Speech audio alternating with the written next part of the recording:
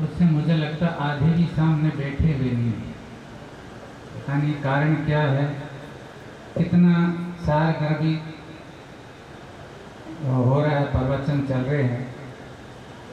अब यदि मुझे लगता है यही वैसे बोल देते ना, एक लोटा जल सब समस्याओं का हल, बेलोपत्री पर शहद लगा के चढ़ा दो, लड़का पास हो जाएगा, 5 मुखी रुद्राक्ष पहन लो, बस धनवान बन जाओगे, इतनी सरल सरल बातें बोलते तो मुझे लगता है यहाँ खड़े होने की जगह नहीं मिलती।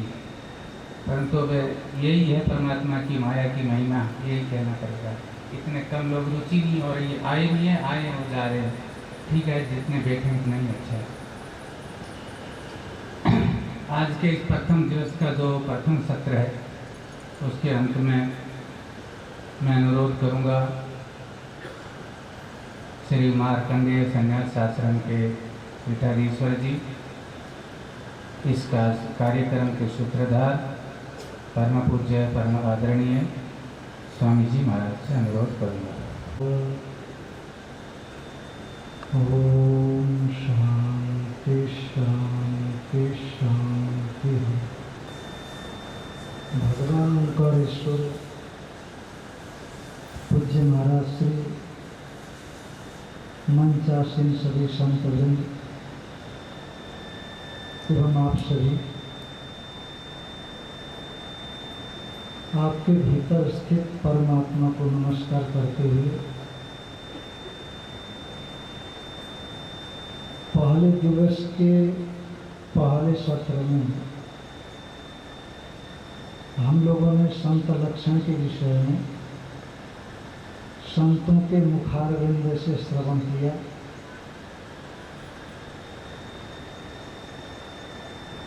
संत का मतलब क्या होता है, संतों की पहचान क्या है, लक्षण का मतलब पहचान है। जैसे आप कहते हो ना, 10 जो बाबा लोग बैठे हैं उसमें से एक ही लंबा दाढ़ी और बाल वाला है, तो आप जिसका नाम ले रहे हो तो 10 संतों में से तो लंबे दाढ़ी बाल वाले वो व्यक्ति हैं। तो जैसे आप पहचान कराते हो, तो उसी तरह से संतों की पहचान, लक्षण शब्द ज़्यादा भारी पड़ता है, तो संतों की पहचान क्या है। हम संतों को पहचानना चाहते हैं कि किन वजहों से संत होता है। संत का मतलब साधु, साधु का मतलब सज्जन, साधु कहिए, सज्जन कहिए, संत कहिए, अथवा आध्यात्म मार्ग का पथिक कहिए, पिपासु कहिए। क्योंकि संत शब्द कहीं न कहीं इन्हीं अर्थों में रूढ़ है, इन्हीं अर्थों को बताता है कि संत की पहचान क्या है। यूँ तो बहुत बार हमारे से देखते हैं जगत में भी, किन्हीं किन्हीं के अंदर बहुत कुछ आध्यात्मिक भाव नहीं देखे जाते, परंतु संत के से लक्षण देखे जाते हैं। लोगों के लिए एक परोपकार का भाव रहता है उनमें, लोगों की पीड़ा से पीड़ित रहते हैं और किसी तरह का कोई तकलीफ लोगों को नहीं पहुंचाते। जब यही चीज परमेश्वर से जुड़ करके होती है तो साधना बन जाती है। और यदि अभी नहीं जुड़ा है, फिर भी ये जो सद्भाव है, ये जो दैवी गुण उसमें दिखाई पड़ते हैं, तो उन गुणों से आज नहीं तो कल जो यथार्थ तत्व है उसके साथ वो जुड़ जाता है। तो यथार्थ में यदि हम कहें कि संत क्या है, तो आध्यात्मिक मार्ग में आगे बढ़ने की योग्यता, जिसको शास्त्रीय भाषा में हम लोग अधिकारी तो बोलते हैं, शास्त्रीय भाषा में साधकत्व तो बोलते हैं, मुमुक्षा या जिज्ञासुत्व, अनेक शब्द दिए जा सकते हैं।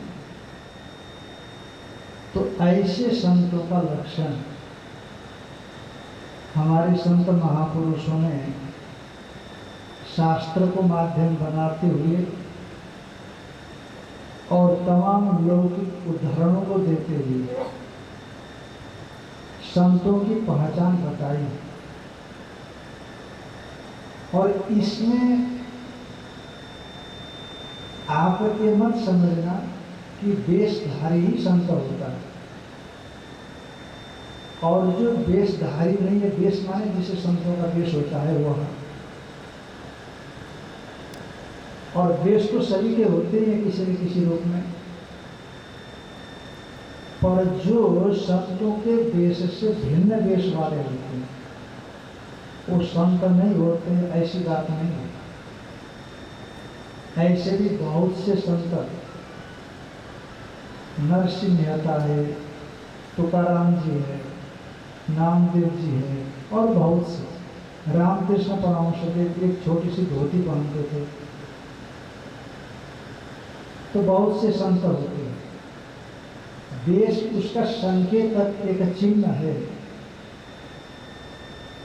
उसने अपने भीतर की कामनाओं का परित्याग कर दिया। कामय रहत धीर दांत, ऐसा नहीं। कामनाओं से जिसने अपने मन को बाहर निकाल लिया। कामना का मतलब क्रोध लीजिए, लोभ लीजिए, ईर्ष्या लीजिए, जिसको हम 6 रूपी के रूप में जानते हैं, जिनको हम आसुरी संपत्ति के रूप में जानते हैं, उन चीजों को जिसने अपने जीवन से निकाल दिया। आप ये चाहो कि कामनाएं भी हमारे भीतर में हो, तमाम ढेरों अपेक्षाएं हमारे अंदर में आए, और साथ साथ में परमात्मा को पाने के यथार्थ अधिकारित्व आवे, ये दोनों थोड़ा विरोधी है। आप कहोगे कि भस्मासुर जैसे लोगों को भी भगवान के दर्शन हुए, दर्शन जरूर हुए, पर दर्शन का लाभ भाग्य नहीं हुआ। भगवान के दर्शन कौरवों के सभा में सब कौरवों को हुआ, पर क्या जब तक संतत्व दुर्योधन इत्यादि कौरवों में नहीं आया, तब तक भगवान की उपलब्धि भी एक अनुपलब्धि की तरह है। दर्शन से जो पुण्य मिला ये अलग चीज है, पर जब तक व्यक्ति के भीतर में साधकत्व तो नहीं आता, इसीलिए शास्त्रों में संत के पहचान बताई गई है। क्या पहचान हो सकती है? और वो पहचान हम लोग कहने से डरते हैं। क्यों डरते हैं? क्योंकि पहचान बताएंगे हम तो क्या पता आप ही हमको न मानो। यदि हमने संत की पहचान ठीक ठीक बता दी तो कल हो सकता है कि आप ही हमको मानना बंद कर दो। अपने महाराज श्री सुनाया करते थे कि शास्त्र कहने से क्यों डरते हैं। शास्त्र की बात है हम पालन नहीं कर पा रहे हैं, कोई बात नहीं, पर शास्त्र श्रवण यदि कोई व्यक्ति करेगा तो हो सकता है कि वो तो पालन करे। इसीलिए शास्त्र श्रवण की बेहद आवश्यकता है। हमारे संतों की यही परेशानी है, और ये दर्द भी एक पीड़ा भी है। आयोजन भले ही बड़े बड़े हो, पर शास्त्र की यथार्थ बातें नहीं आती। जगत क्या है, ईश्वर क्या है, संत क्या है, सद्भाव क्या है, असद्भाव क्या है, ये चीज सही ढंग से लोगों के सामने में बताया नहीं जाता। तो परिणाम में क्या होता है कि हम तमाम सत्संग श्रवण करते हैं जिनको सत्संग का नाम दिया जाता है, परंतु आपको जानकारी नहीं होती, या जानकारी भी होती है तो आप उतना ही ग्रहण करते हो जितना आपके लिए आवश्यक महसूस होता है। पर शास्त्र झूठ नहीं बोलता, और शास्त्र घुमाकर के भी नहीं बोलता। शास्त्र सीधा ही कहता है यदि आपको संत बनना है तो जिन सद्गुणों की बातें हम कर रहे हैं उनको जीवन में लाना पड़ेगा। जैसे संतों ने भी सुनाया, भागवत में जो बातें आई है, तितिक्षा कारुणिका इत्यादि, सूर्य सर्वदेहिना, तो हमें ढूंढना पड़ेगा अपने भीतर में कि शास्त्र में बताई हुई चीज हमारे अंदर उतर रही कि नहीं उतर रही है। यदि उतर रही है तो इसी देश में आप भी संत हो, यदि ये चीज नहीं उतर रही है तो इस देश में हम भी असंत हैं। इसलिए शास्त्र ने जैसा कहा उसके, अच्छा शास्त्र ने कहा, बार बार हमारे जो परंपरावादी संत लोग हैं वो लोग इस बात को क्यों दोहराते हैं कि शास्त्र ने जैसा कहा तो उसी ढंग से जीवन में साधन को उपयोग में लाना चाहिए, जीना चाहिए। तो इसीलिए कहते हैं क्योंकि हमारा शास्त्र आज का नहीं है, ये खोज आज की नहीं है, ये अनादिकालीन जब से सृष्टि बनी है, आजकल के भौतिक विज्ञान के हिसाब से तो कब से बनी है, पर हमारे शास्त्रों के हिसाब से तो अनादिकालीन सृष्टि है। और ये जो संत के लक्षण है, ये जो अनादि है, हर एक सृष्टि जब जब भी हुई परमात्मा को जानने के लिए होने वाले साधन, उनसे विशिष्ट संतत्व के लक्षण हर एक युग में इसी प्रकार से किए गए। क्यों? क्योंकि इनकी अच्छी तरह से खोज की गई, अच्छी तरह से जीवन में उतारा गया। और यदि इसको छोड़कर के, इस रास्ते को छोड़कर के हम अलग रास्ता, उससे शांति को पाने की कोशिश करते हैं, यदि ऐसा लगता है तो ये कभी भी नहीं हो सकता। जितने भी पुराण है आप उठा करके देखो, जितने भी स्मृति ग्रंथ है उनको उठा करके देखो, जितने भी वेद है उनको उठा करके देखो, बस कहीं न कहीं घूम करके आपको वहीं आना पड़ता है। जो एक विशेष ग्रंथों में जिन चिन्ह संतों की पहचान बताई गई है, तो इसीलिए हमें चाहे श्रीमद् भगवद गीता का एक श्लोक ले लो, चाहे किसी उपनिषद का एक श्लोक ले लो, चाहे किसी पुराण का कोई श्लोक ले लो, जिनमें साधकों के लक्षण बताए गए हैं,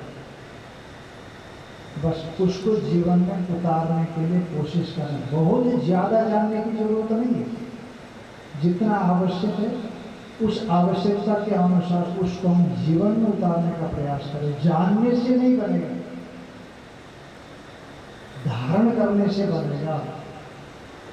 एक जगह पर भगवान शंकराचार्य जी कहते हैं, पहले सुनो,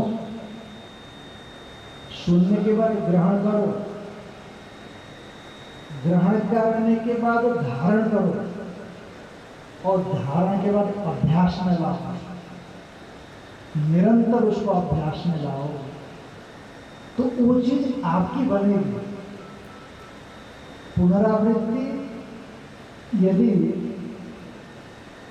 यदि आसुरी संपदा की होगी तो हमारे अंदर आसुरी संपदा ही बढ़ेगी। यदि पुनरावृत्ति दैवी संपदा की हमारे अंदर आएगी तो हमारा मन दैवी संपत्ति से विशिष्ट होगा।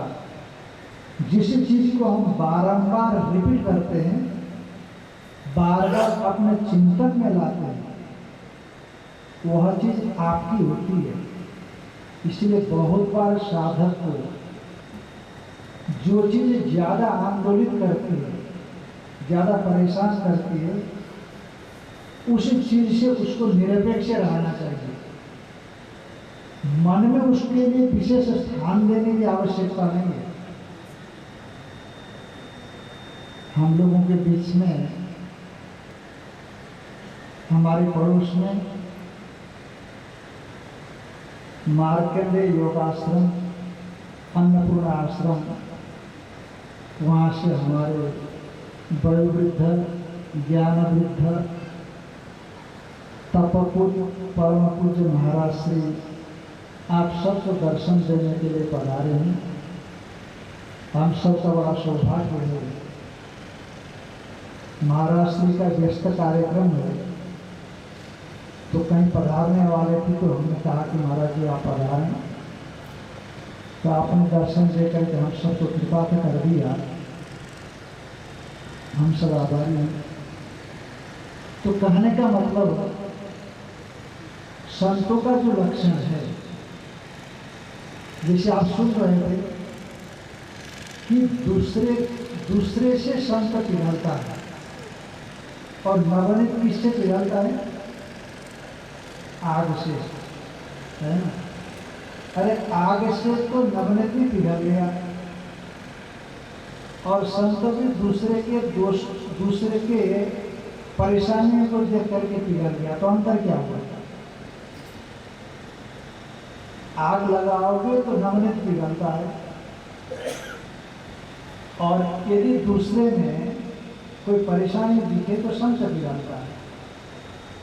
तो दूसरे निमित्त से पिघलना तो दोनों में बराबर है।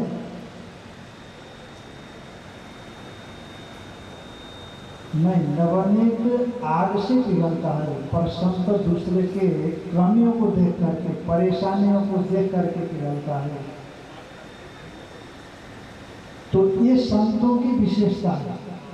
इसीलिए वो ये चाहता है, सचमुच जो संत होता है वो ये चाहता है, अपने विषय में नहीं सोचता कि मेरा क्या होगा। वो सोचता है कि मैं चाहे जैसा भी रहूं, पर दूसरा ठीक रहना चाहिए, परेशानी से मुक्त होना चाहिए। श्रीमद् भागवत महापुराण में आया है, अवंती देव की कथा आई है कि भगवान से प्रार्थना करते हुए कहते हैं कि जितने भी देहधारी प्राणी हैं, यदि भगवान मेरे को आप कुछ देना चाहते हो तो ये दे दो कि उनके शरीर के भीतर में स्थित होकर के जो भी उनकी परेशानियां हैं उनको मैं दूर करूं। आप मुझे तमाम ऐश्वर्य सिद्धियां देना चाहते हो, इसकी मुझे आवश्यकता नहीं है। आरतिम तपदे खिलदेह भाजाम अंतस्थितो येन भवन्त्य दुःखाः। उनके दुख को भी स्वीकार करना चाहता हूँ, इसीलिए मैं उनके अंदर में स्थित होकर के उनके सभी दुखों को लेना चाहता हूँ, ताकि वो अदुखा माने सुखी हो जाए, उनके अंदर में दुख न रहे। संत का स्वभाव ही होता है, शास्त्र की बात को अपने जीवन में उतारता है और अपने गुरुओं को जीवन में जिस गुणों को देखा उन गुणों को उतारने की कोशिश करता है। बाहर की परेशानियों से अपने को विचलित नहीं होने देता। अनुकूलता और प्रतिकूलता जीवन के हिस्से हैं। निश्चित तौर पर वो भी जो प्रतिकूलताएं होंगी उनको हटाने की कोशिश करता है, परंतु परेशान नहीं होता। महाराज जी हम लोगों को सुनाया करते थे, आपने भी सुना है, जो सहे वो साधु, जो पढ़े वो ज्ञानी। इसी में प्रतिकूलताएं अनुकूलताएं आएंगी जीवन में, ऐसा कोई भी नहीं है यहाँ। इसलिए तो भगवान अवतार लेकर के जब यहाँ आता है तो स्वयं जी करके दिखाता है, चाहे मैं ही क्यों न आऊँ यहाँ पर धरा पर, चाहे कृष्ण के रूप में आऊँ, चाहे राम के रूप में आऊँ, चाहे शक्तियों के रूप में आऊँ, पर ये दोनों चीजें आती रहेंगी, मिलती रहेंगी, पर इनको सहन तो करना ही पड़ेगा, तितिक्षा रखनी पड़ेगी। तितिक्षा वह कारणिका, उसके बिना काम नहीं चलता। शायद भगवान इस धरा पर आकर के ये उदाहरण हमारे सामने प्रस्तुत न किया होता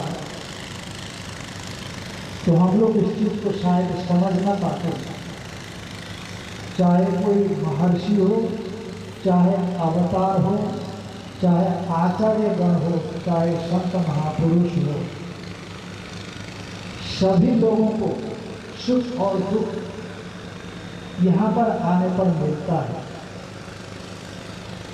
परंतु दुख को सहन करता है जहाँ तक सहन हो सकता है, उससे टेंशन नहीं बनाता, चिंतित नहीं होता। भक्त होगा तो भगवान का प्रसाद समझ लेगा, वेदांती होगा तो अपना प्रारब्ध समझ लेगा, कभी हमने किसी को कष्ट पहुंचाया वो मिल रहा है। यदि किसी को कष्ट पहुंचाने से वो चीज़ हमको आज मिल रही है तो परेशान क्यों है? हमने जहर बोया है तो अमृत कहाँ से मिलेगा भाई? हमने जहर बोया है तो अमृत नहीं मिलता, एक पक्की बात है। तो जब कष्ट आ रहा है तो आराम से हंसते खेलते सहन करो। सहनम सर्व दुखानाम, भगवान शंकराचार्य जी महाराज कहते हैं। अप्रतिकार पूर्वकम, अप्रतिकार का मतलब हाई डोबा नहीं बचाए, पर सामान्य प्रक्रिया के हिसाब से इलाज तो व्यक्ति करता ही है। तो इसलिए इन दोनों को जो सहन कर सके, मान अपमान को जो सहन कर सके, मान अपमान कितने बड़ी चीज होती है। अभी संत लोग सुना रहे थे, किसी ने आपका अपमान कर दिया और किसी ने सम्मान कर दिया। जिसने सम्मान कर दिया उसका हो सकता है कि उतना चिंतन न रहे, उतना आपके ख्यालात में वो व्यक्ति न आए, पर जिसने अपमान कर दिया है वो तो आप उसको अपने ख्यालात से बाहर निकाल ही नहीं पाते। जिसने अपमान कर दिया तो अपमान बोध इतना तगड़ा बैठा हुआ है भीतर, और सम्मान बोध भी बैठा हुआ है। इसलिए शास्त्र कहता है तितिक्षु दोनों तितिक्षा, सम्मान मान द्वंद्व तितिक्षु, द्वंद्व सहिष्णुता ऐसा बोला जाता है। तितिक्षा में द्वंद्व सहिष्णुता, दो जोड़े आते हैं जीवन में, राग द्वेष ईर्ष्या क्रोध इत्यादि। बस उसको विवेक के साथ किस ढंग से सहन करना।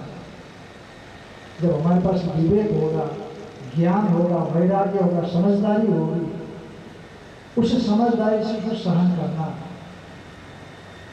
तो आप साधु बन जाते हो, तो आप सज्जन बन जाते हो। तो आप शास्त्र में जिस प्रकार के गुण बताए हैं, एक परमेश्वर को पाने का अधिकारी तो जो चाहता है उस साधक के लिए, फिर आप उन चीज़ों को ग्रहण कर सकते हैं जीवन में, उन चीज़ों को धारण कर सकते हैं, उनका निरंतर अभ्यास कर सकते हैं, और उन्हीं को माध्यम बना करके हम परमात्मा तक जा सकते हैं। ये कंडीशन है, ये शर्त है। यदि हम सज्जन नहीं बन सके, संत नहीं बन सके, तो आगे जो संसार मिलेगा वो मनुष्य संसार मिलेगा, पार्षदिक संसार मिलेगा, इसकी कोई गारंटी नहीं होती। इसीलिए जो कुछ भी करना है इसी मनुष्य जीवन में करना है। मनुष्य जीवन जाने के बाद, ये हट जाने के बाद किस जीवन में हमें कदम रखना होगा इसका कोई पता नहीं है।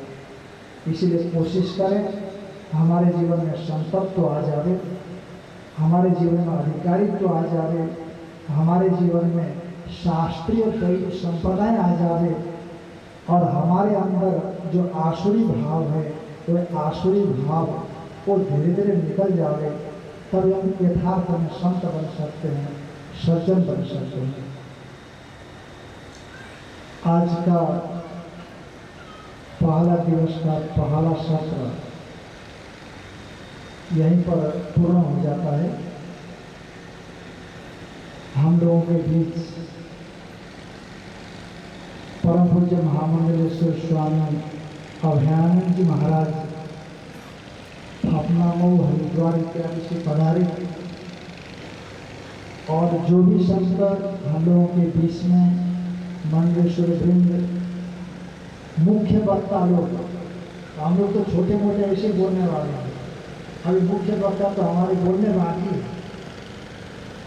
और सबसे बड़ी बात है कि हमारे किशोर जी ने कहा, आश्रम में उपस्थित जितने भी लोग हैं, आश्रम से बाहर भी जितने लोग हैं, वो लोग नहीं आएंगे, बैठेंगे नहीं तो वक्ताओं का उत्साह ठंडा हो जाता है।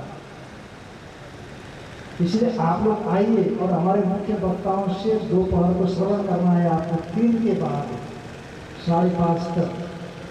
पर उससे पहले हम लोगों के बीच में हमारी बेटियाँ है बाराबंकी में, तो ये संगीत विशारद है, आगे क्या क्या डिग्री हासिल की है मुझे पता नहीं है। तो एक बार बाराबंकी में इन्होंने कार्यक्रम का आयोजन किया, मेरे को बुलाया, तो मैंने कहा कि ऐसे कार्यक्रम में मेरे को क्यों ले जाते हैं। कान्हे स्वामी में केवल हमारा लोकगीत का कार्यक्रम होता है और भजन संध्याई होते हैं और कुछ नहीं होते। आएंगे बड़े बड़े लोग, पद्म भूषण पद्मश्री कौन कौन आए थे इनके कार्यक्रम में, तो हमको ऐसे मंच पर बैठा दिया, माँ पूजन वूजन हुए हमारा। तो कभी हमारी भी इच्छा थी कि यहाँ पर भजन संध्या का कार्यक्रम करें, तो ये चाहती थी कि हमारे भी कभी हम आएंगी। तो इस बार हमने बाराबंकी में इनसे कहा, तो हम चाहते हैं कि प्रियंका अभी तो क्या बनी है बहरे पांडे भी, तो यहाँ आ जाएं और अपने जो साधु उसको भी लेकर के आएँ और भजन संध्या का श्रवण कराएं, सुनाएं। सूत्र भाष्य कृतो वंदे भगवन्तो पुनः पुनः ईश्वरो गुरुरात्मेति मूर्तिभेद विभागिने व्योमव्याप्तदेहाय दक्षिणामूर्तये नमः। ओम शांति शांति शांति।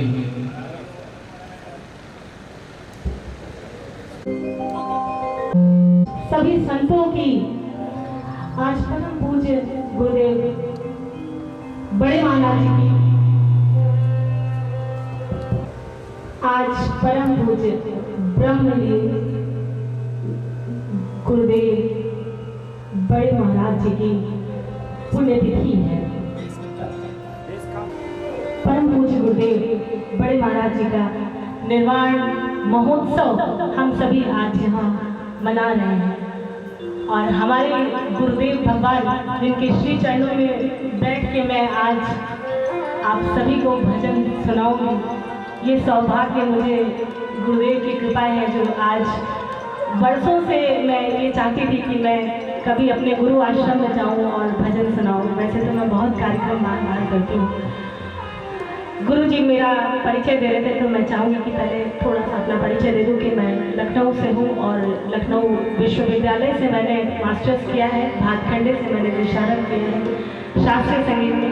उसके बाद प्रोफेसर कमला श्रीवास्तव जी जो अब नहीं है, वो हमारी गुरु माँ रही हैं और उनसे मैंने लोक संगीत सीखा। मैं बहुत सौभाग्यशाली हूँ कि बचपन से मुझे, क्योंकि संगीत से जुड़े रहने के कारण गुरुओं के बीच में उठना बैठना, उनका स्नेह, उनका आशीर्वाद मुझे बचपन से मिलता आया है।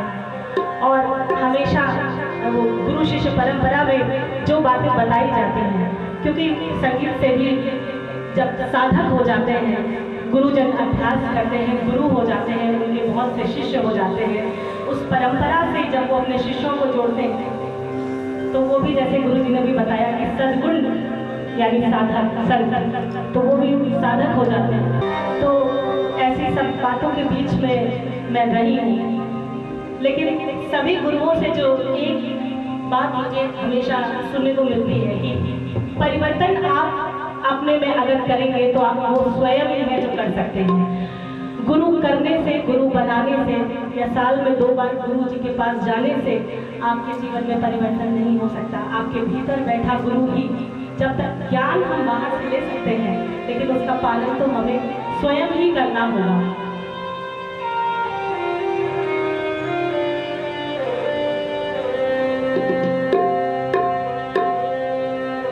लेकिन ये सब भी तभी संभव है जब हम सद्गुरु के श्री चरणों में बार बार जाएं, हाजिरी लगाएं, मन लगाएं, ध्यान लगाएं और उनका ध्यान करें, चिंतन करें, उनकी बातों का एक एक शब्द का चिंतन करें।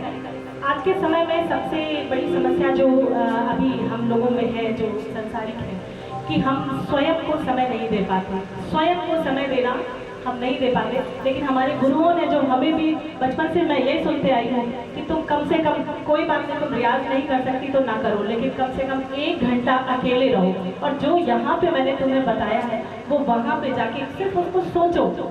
नहीं मन है रियाज का तो मत करो। वही बातें हर जगह, यहाँ भी वही, अभी मैंने जो इतनी देर में सुना, तो यही सब बचपन से मैं सुनते आई हूँ और मैं कोशिश करती हूँ कि मैं कैसे पालन करूँ धीरे धीरे, और कैसे मैं अपने आप में ज़्यादा से ज़्यादा सुधार लाऊँ और अच्छे से अच्छा काम करूँ और एक अच्छा इंसान तो बनी जाऊँ। संत नहीं बन सकती अगर कोई बच्ची, इंसान तो बनी ही रहूँ, और इसके लिए आप सभी का आशीर्वाद चाहिए। और सभी संतों के चरणों में यहाँ पे आए, क्योंकि एक संत से बताते हैं, हमारे दादाजी, नाना जी, हमारे परनाना दादा सब ने यही बताया कि एक संत से जन्मों के पाप कटते हैं, और आज यहाँ संत ही संत के दर्शन हो रहे हैं। तो ये सब सौभाग्य है, कुछ पूर्व जन्म के अच्छे कर्म हैं जो हम सब यहाँ हैं, क्योंकि आप देख ही रहे हैं कि बाहर दुनिया कैसी कैसी है और हम यहाँ हैं, तो ज़रूर कुछ हमारे संस्कार हैं, कुछ हमारे कर्म हैं, जो हमारा भाग्य है कि आज हम यहाँ हैं। और आइए आज बहुत ज़्यादा बातें न करते हुए कार्यक्रम को आगे बढ़ाते हैं। गणेश वंदना से रागनिया मल्हार में इस रचना को मैंने स्वरबद्ध किया है, जो मैं आप सुनाने जा रही हूँ, और अगर कोई त्रुटि हो तो मुझे क्षमा करिएगा।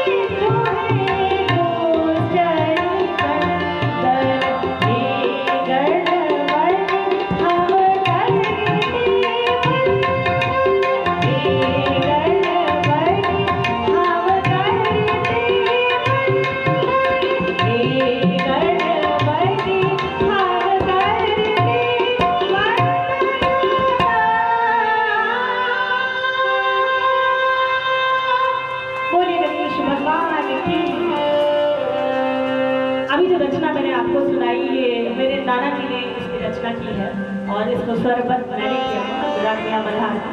और नाना जी मेरे रास्ते में अभी आ रहे होंगे तो ये वंदना थी। और इसके बाद गुरु भजन। जीवन में एक है माता और एक है पिता और जो दोनों हैं वो है गुरु। गुरु क्या है ये आप सोचते रहिए, इसकी व्याख्या करते रहिए, खत्म नहीं होगी, कभी इसका कोई अंत नहीं है, कोई ओर छोड़ नहीं है। जीवन को नई दिशा अगर ले जानी है, नई दिशा दिखानी है तो सदगुरु का होना आपके जीवन में बहुत बहुत जरूरी है। लेकिन गुरु भी कहते हैं कि अगर ईश्वर की कृपा और आपके जो कर्म हैं अगर वो अच्छे हैं तभी आपको सदगुरु मिलेंगे। नहीं तो अभी भी आप देखिए कि मेरी उम्र है और मुझे गुरु का आशीर्वाद मिल गया और मुझसे बहुत बड़े बड़े लोग हैं जिन्होंने अभी गुरु नहीं किए तो मैं बैठती हूँ, मैं उनको कहती हूँ कि आप गुरु जरूर कर लीजिए, अपने जीवन में गुरु होना बहुत जरूरी है। तो मुझसे कहते हैं तुमने इतनी सी उम्र में गुरु कर लिया, मतलब उनके लिए बहुत बड़ा आश्चर्य हुआ है कि मैंने अभी से गुरु कर लिया। तो गुरु करने का मतलब उनके नज़र में बहुत कुछ है कि बहुत कुछ चीज़ें छोड़नी पड़ेगी, बहुत कुछ नहीं खाना है, नहीं करना है। लेकिन अगर अच्छे आचरण को हम बचपन से ही कर सकते हैं तो हमें लगता है कि हमें करना चाहिए। आइए मीराबाई का ये भजन।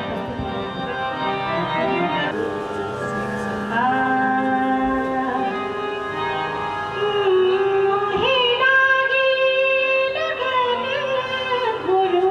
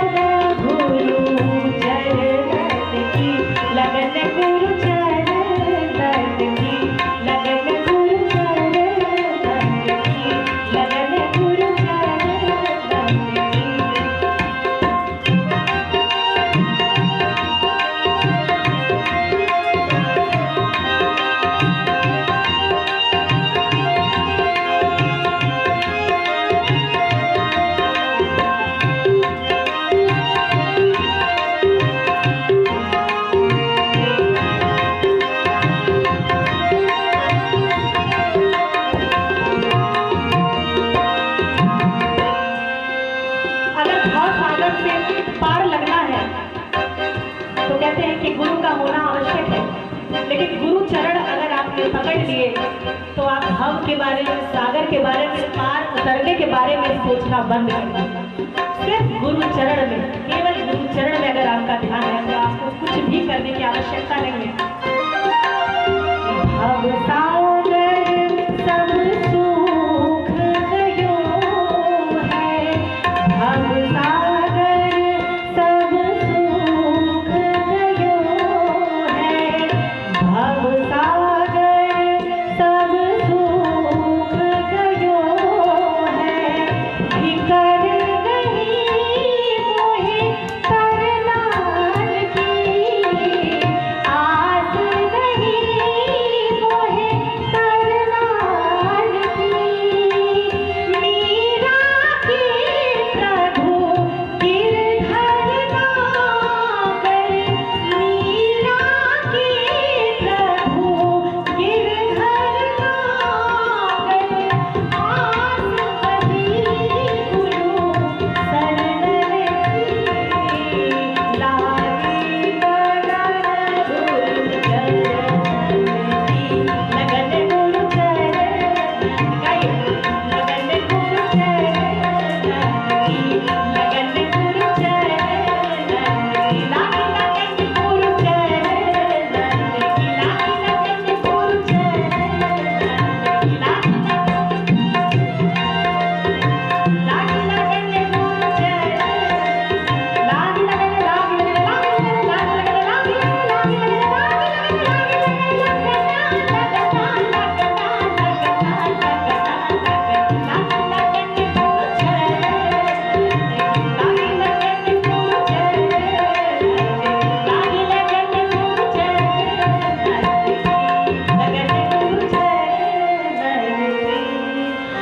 बोले गुरुदेव भगवान की जय। हाँ, ये भी है। अब प्रसाद के लिए निकल सकते हैं। आप लोग थोड़ी देर बैठना, सुन लेना, है ना? तो दूसरे पंगत में आप लोग आना और सायंकाल को फिर हम लोग बैठेंगे 5:30 के बाद। बीच में हमको थोड़ा सा ज़्यादा समय मिलेगा शाम को, अभी थोड़ा कम समय, ठीक?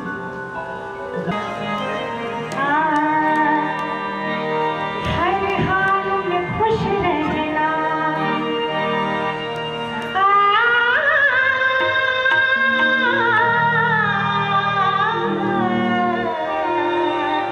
हर हाल में खुश रहना, हर हाल में खुश रहना।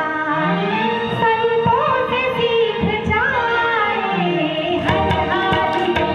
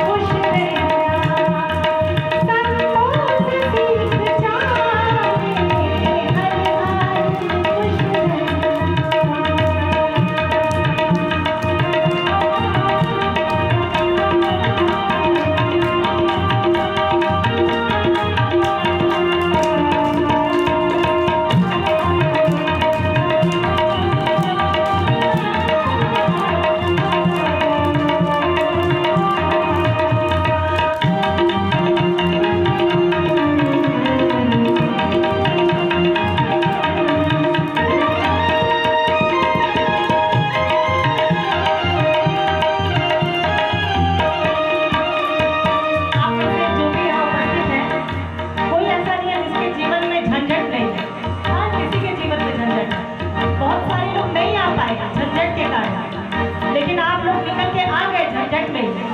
कैसे आ गए? ईश्वर की कृपा से। हर व्यक्ति व्यस्त है, सबके यहाँ परिवार है, सबके यहाँ रोग है, सबके यहाँ जीवन है, सबके यहाँ मृत्यु है। इसलिए सबने समय निकाला, और जिन्होंने समय निकाला उनके लिए झंझट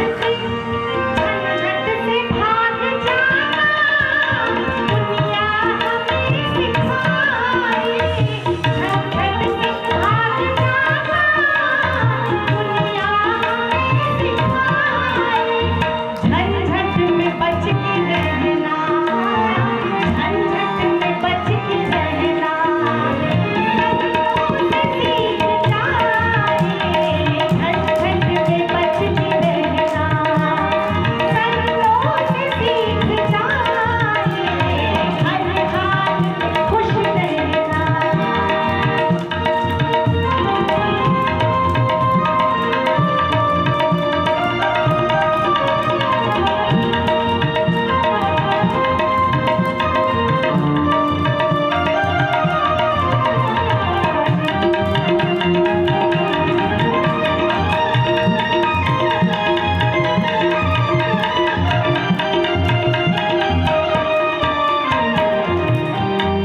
कर्म कैसे भी हो, जब व्यक्ति इस दुनिया से चला जाता है तो स्वर्गवासी हो जाता है। लेकिन क्या ये सच्चाई है कि हर व्यक्ति स्वर्ग में ही जाता है? क्या ये सच्चाई है? ऐसी कोई सच्चाई नहीं है। और क्या स्वर्ग नरक में जाता है? ऐसी भी कोई सच्चाई है या नहीं, हमें नहीं पता, क्योंकि जीवन और मृत्यु एक बहुत बड़ा रहस्य है। लेकिन फिर भी मन करके मुक्त होना दुनिया हमें सिखाए। मर करके मुक्त होना दुनिया हमें सिखाए। जीते भी मुक्त होना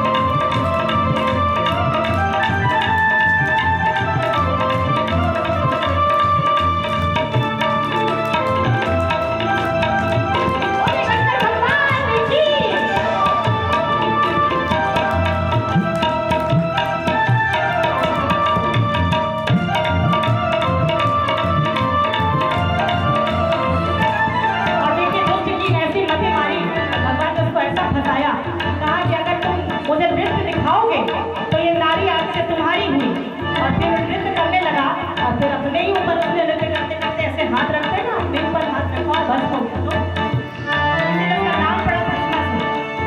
नाच करते अपने सिर धर कर भस्म भयो मति मारी, नाच करते अपने सिर धर कर भस्म भयो मति मारी, ब्रह्मानंद देव जोई माही,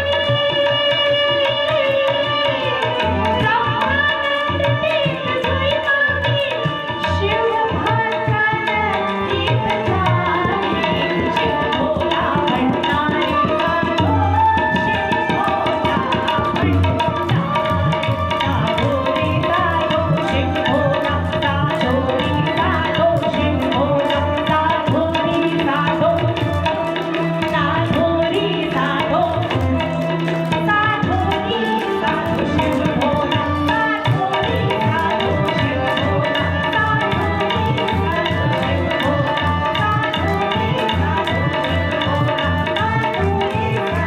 शिव भोला साधोरी गाओ, शिव भोला साधोरी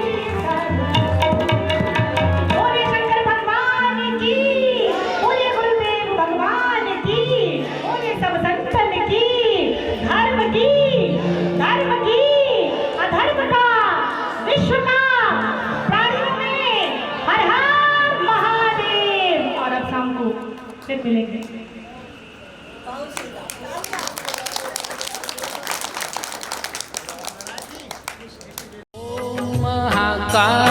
महाकालेश्वरनाथ मंगलम। ओम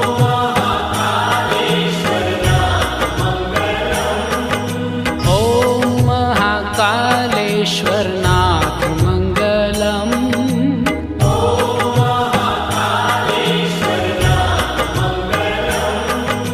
मंगल कर माहेश्वराय मंगलम। मंगल कर माहेश्वराय मंगलम। श्री द्वादश ज्योतिर्लिंग धाम मंगलम।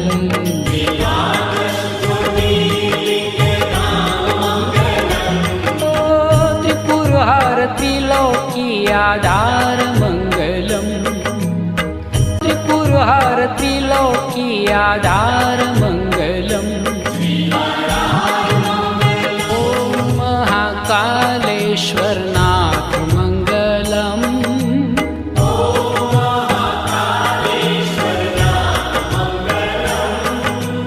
ओम महाकालेश्वरनाथ मंगलम।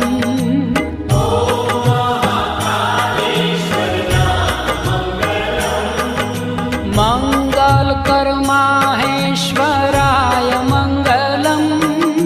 मंगल कर माहेश्वराय मंगलम।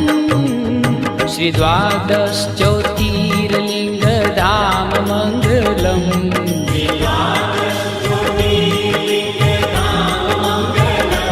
ओ त्रिपुरहर त्रिलोकी आधार मंगलम। त्रिपुरहर त्रिलोकी आधार